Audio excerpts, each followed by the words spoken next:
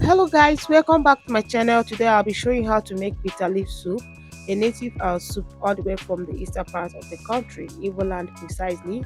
To make this bitter leaf soup, I'll be using my bitter leaf. First of all, I pluck the bitter leaf from my garden, then I wash it thoroughly. This is the step which I use in washing the bitter leaf. This bitter leaf can be so bitter, so it's very necessary for you to wash your bitter leaf very clean before putting it into your soup. If not, it will ruin all the ingredients you use in cooking the soup. At this point, there is always one secret to use in reducing the foam when washing the bitter leaf because it is so foamy and it's very hard for you to wash. The next thing I'll be adding that will make this foam to disappear will shock you if you have not used it before. Add a little bit of palm oil. The palm oil help the can you see all out instantly all the foaming just disappear.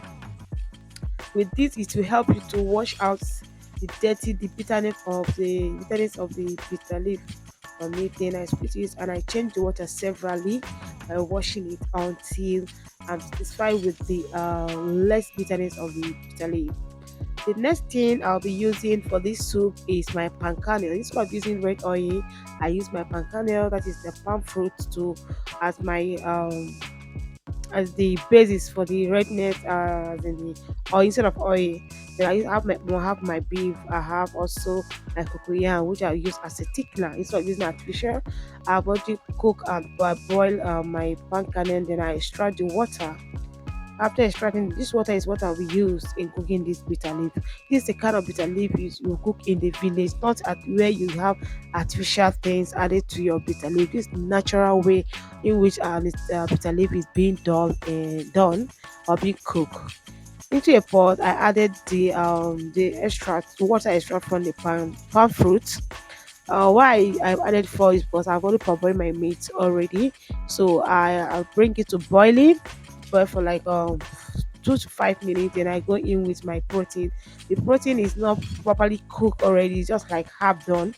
Then I continue the cooking process with the palm fruit water I extracted. Then I go in with my Cameroon pepper. You can use other pepper if you choose. I go in with my fermented local beans. We call it okiri.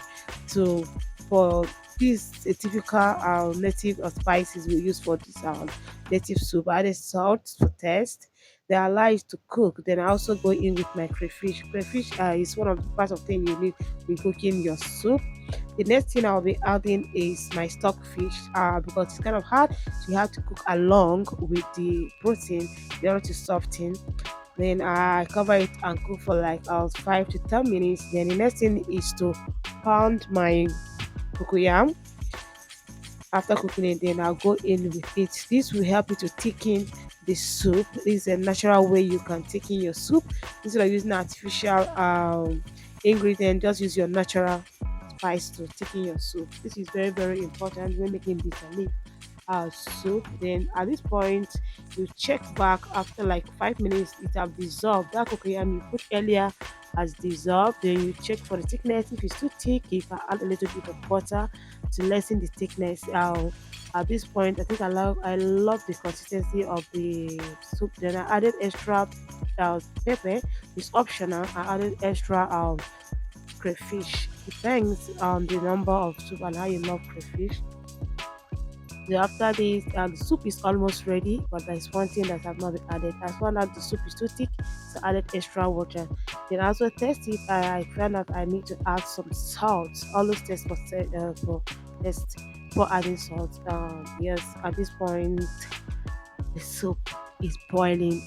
Aroma is all over the place. The person that know bitter leaf soup because of that fermented local beans added to it, so it's all over the house, disturbing the neighborhood. Then the next thing I'll be going in with is my bitter leaf, already washed, clean, bitterless bitter leaf. Because if you put one that is bitter, it will spoil your soup. I'm saying it. Wash your bitter leaf very well before putting it into your soup. Yes, very very important.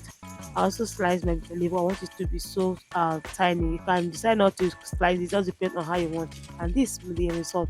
It tastes so nice. I serve mine with original apple all the way from it. This is the best you can use in taking this meal. Thanks for watching. Bye.